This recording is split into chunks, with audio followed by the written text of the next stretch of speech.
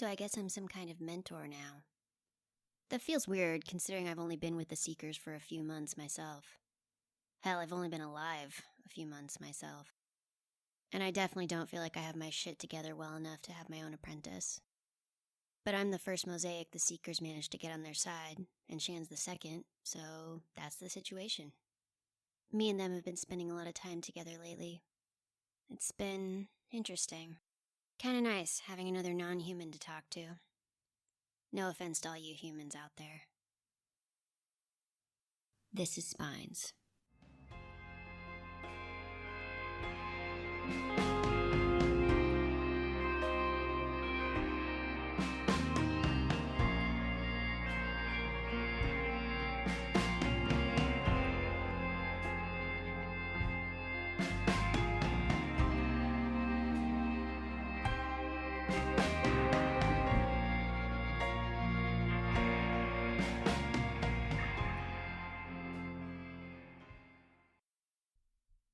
Today was my first mission showing Shan the ropes.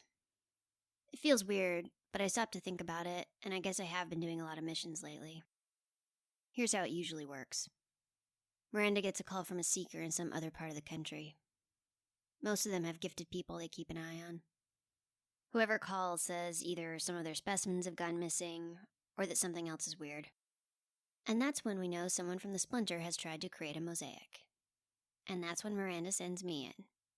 About Miranda. She does her best not to look like a cold-blooded head of a secret organization, but that's exactly what she is. She'll do whatever it takes to stop the Splinter. If she has to kill half the planet to get there, she'll do it. Or, more accurately, she'll try to have me do it. Hopefully it won't come to that. Back to this most recent incident. In this case, Miranda's people zeroed in on the exact spot pretty fast. It was kind of an obvious choice. A compound of weirdos following some warped new religion made up by some bearded dude with 4 wives. I'm sure you can guess which state this was in, but if you need a hint, it starts with a T. Anyway, this ranching compound outside a bigger town used to be pretty friendly with their neighbors, but they went off the grid overnight, and some of the gifted folks in the area got twitchy vibes from the place.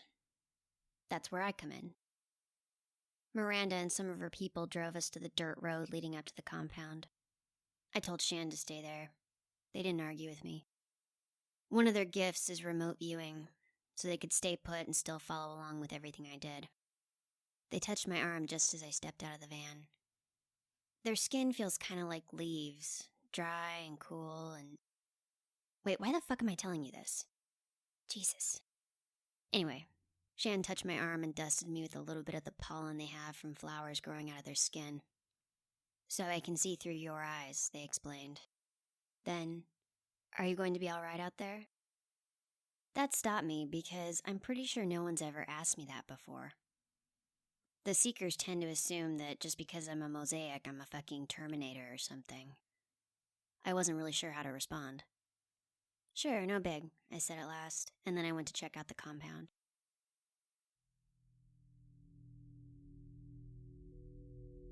Things you should know about the Seekers. The Seeker plan for creating mosaics involves a lot of selective breeding and matchmaking between people with different powers. The goal is to make extra super duper powered babies. For most of history, all they had to do was pay the right father an ox or something to marry off his gifted daughter to the right gifted guy. But sometimes people needed a little extra push. Enter the pheromone division. Long before the rest of the world even knew pheromones existed, the Seekers had developed advanced technology to distill and control them. They could design pheromones keyed to each person's biology, and they could use that to their advantage. Let's say there's a woman with pyrokinesis and a man who can hijack the minds of insects. Naturally, the Seekers want those two to make a baby, stat. But maybe these two gifted folks don't notice each other, aren't attracted to each other. Maybe they aren't the right social class to make the arrangement. So, obviously, you whip up some pheromones the woman will like and you smear them on the guy. Vice versa on the woman. Get someone to ensure they'll bump into each other. Problem solved. In theory, sure. But the Seekers have always been better at the science than at the espionage part of their work. which led to an incident in Stratford-on-Avon, England in 1580. The Seekers wanted to get two gifted folks together. Just two servants, not a union that would garner much attention. But the girl, alas, had her eye on a handsome young butcher's son, and the guy had an unfortunate pair of ears and horsey teeth. So the local Seeker chapter decided to go with some chemical assistance. The problem? The pickpocket they hired to get the hair samples and then spill the finished product on the targets overstated his ability to read the instructions. He got the guy right. But the girl? He mistook her name for that of a local widow, a beautiful and wealthy woman everyone stared at whenever she took her carriage through the streets. So the pickpocket pulled off phase 1, the Seekers distilled some perfectly matched pheromone concoctions, and then they sent him back out to make the match. Onlookers remembered it this way. Dull, horsey Jack Button made his way down the street, running an errand for his master. Lady Teresa of Chalon came from the other direction, sitting proud in her carriage. Neither had noticed a grubby man bump into them as they went about their business earlier in the day. But now, as the carriage approached and the breeze carried Jack Button's scent to Lady Teresa, she ordered her driver to stop. Then she leapt from the carriage and kissed Jack Button and declared him her one true love, right in front of God and the baffled townspeople. There's no proof that a 16-year-old William Shakespeare was among those townspeople, of course. But years later, when people from his hometown went to see A Midsummer Night's Dream in London's Globe Theatre, they thought the whole thing seemed awfully familiar.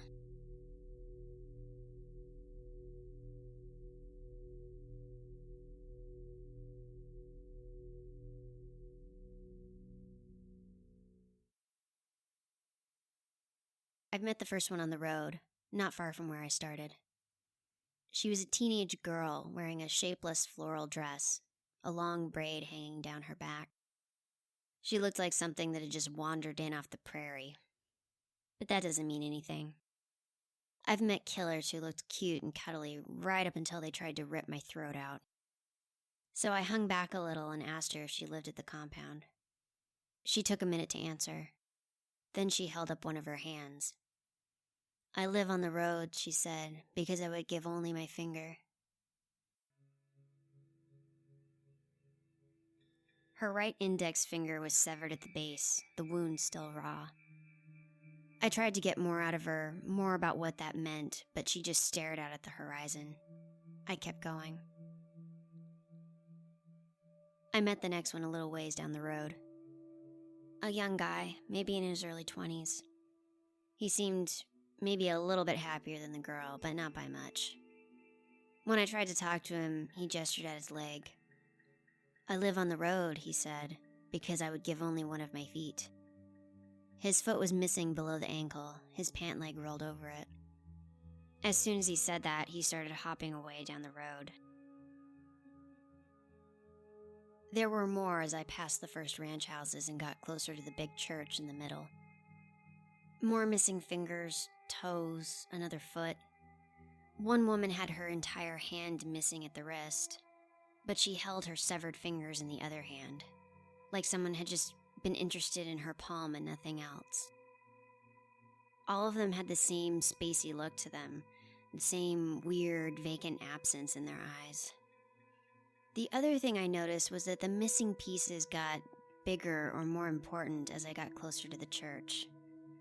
It had started with the girl with the missing finger, others with missing toes, but now I was seeing an entire leg missing below the knee, an arm gone at the elbow. Finally, I saw a woman sitting on the porch of one of the ranch houses. She was the first one who seemed to live in an actual dwelling instead of on the road or out in a field. She turned to me as I approached, and the lines of her face held dry, crusted blood like tears running from where her eyes had been. "I cannot see," she said, "for I gave my eyes." She sounded proud. On the next porch sat a middle-aged man. He still had his eyes, but the front of his shirt was spattered with gore. He had used it to scrawl letters on the front wall of his house, words a foot high. "I cannot speak." because I gave my tongue. Then I got to the center, the grassy square surrounding the church. A few people lay scattered on the ground, but not like the ones on the road. No, these people were on little carts and makeshift beds, and other people, more intact people, ran around fetching and caring for them. I stopped to get a closer look at one of them. She had a gash in her chest, one running almost all the way from her collarbone down to the rib cage. She wheezed every time she took a breath, but she smiled all the same. "I can scarcely breathe," she said, "for I gave one of my lungs." She said it the same as the others, the same rhythm that made me think they'd been saying these words to themselves and to each other over and over for days. I didn't want to go inside the church. No one had threatened me yet, but things were getting worse as I made my way to the center. And I was all too aware that Shan was seeing all of this through my eyes. I turned a slow circle and then called out, "Where's your mosaic?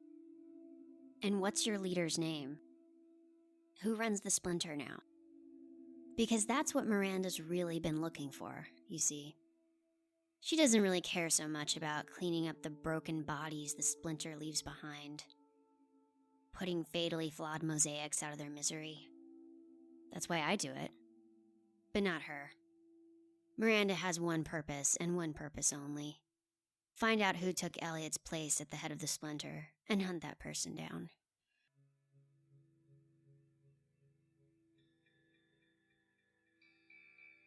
None of them answered my questions. Some glanced over like I was a minor distraction. Others kept muttering their little chants about what they'd given and what it cost. But one, a teenage boy carrying water, whispered something else.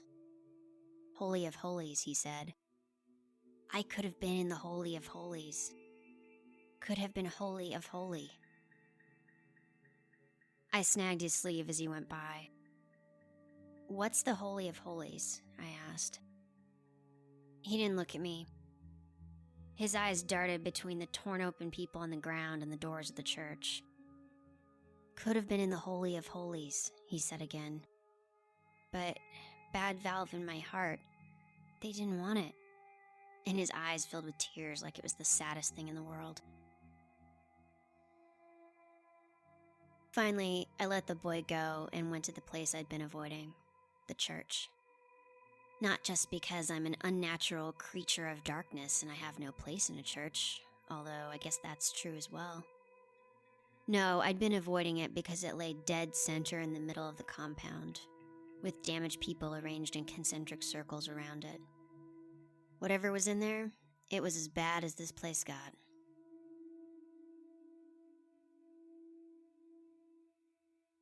There were 7 of them inside the church. The bodies were propped up in makeshift little shrines. 3 on the left, 3 on the right, 1 in the center in a carved wooden chair like a throne. No attempt had been made to hide the gashes in their flesh. The cuts that had been made to take the liver of one, the stomach of another, the heart of another. 1 on the right had given his skin, all of it, the largest organ in the human body, peeled away from muscle and bone. The 1 in the center had a cracked open skull and nothing left within it. There were flowers and candles in front of each shrine. People with missing fingers and toes and teeth fluttered around, dusting and tidying and replacing the dry old flowers with fresh ones. The place didn't smell like you'd expect. Not like a charnel house. More like a flower shop. Not in a good way, not the way flowers smell in nature, but the too sweet, condensed smell they get when pushed together in an artificial space. The Holy of Holies. The ones who gave the organs you can't live without, not even for a little while. They had little woven crowns, just circlets of grass and daisies.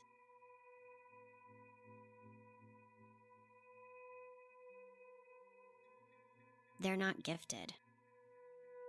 The voice came as a little whisper in my ear, like something just behind me. It took me a minute to realize it was Shan talking, sending messages along whatever connection their pollen had created between us. No, I said, they weren't. I think maybe these people, this part of the splinter, they were going for quantity over quality. Enough recessive genes for gifts in the soup, then maybe... I shrugged. I could tell it hadn't worked, whatever they thought would happen. If there'd been a mosaic there, I'd have felt them. But there was something. Not a mosaic, but something else. There was a little curtained area behind the altar, a little cordoned off space where something moved and breathed. Breathed in big, slow, heaving gulps. I made my way down the aisle, where cut and broken people sat sprawled in the pews. One of the attendants tried to stop me as I passed by the altar. "Don't go in there," she said. "You're unclean. You can't lay eyes on the prophet." I used my compulsion trick on her, the thing that lets me tell people what to do. "Get lost," I told her, and she wandered off in a daze toward the doors of the church. I hope she didn't take me too literally and go tramping off into the desert, never to be seen again. Although, let's be honest, these people are basically off in Wonderland anyway. None of the others tried to stop me as I went behind the altar and pushed past the curtains.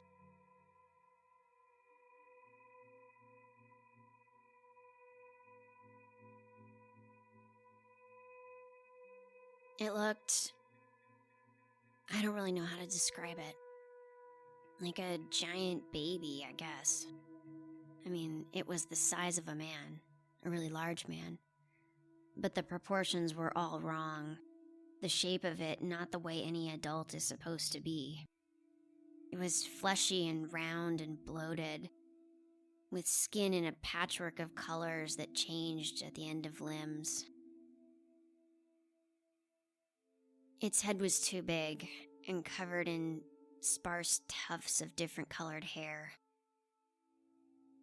It lay on a makeshift bed, staring and twitching every now and then. I watched it for a moment, reaching out with that part of myself that can sense others like me. But there was nothing. Any magic that had been here had been used to make this thing and keep it alive. This wasn't a mosaic. It wasn't even gifted. It wasn't even human. Not even that.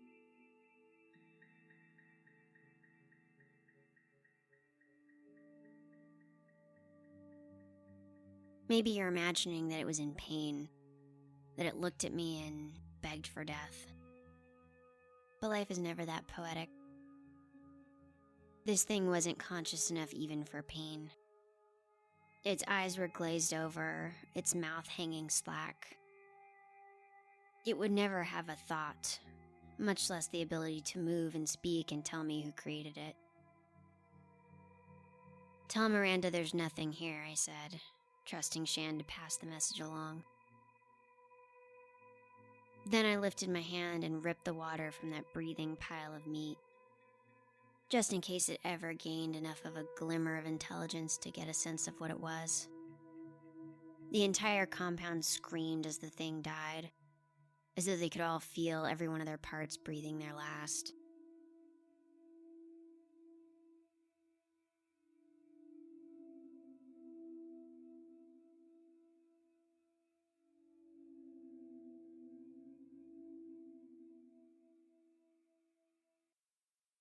Nobody paid any attention to me as I left.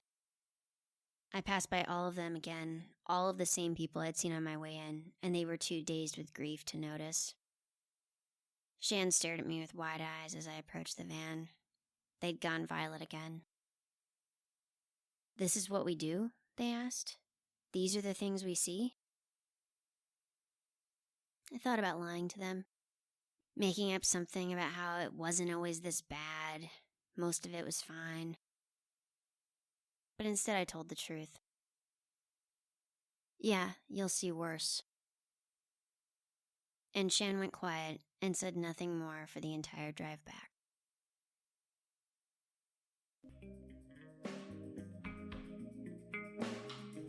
Spines is a production of Zoom Doom Stories.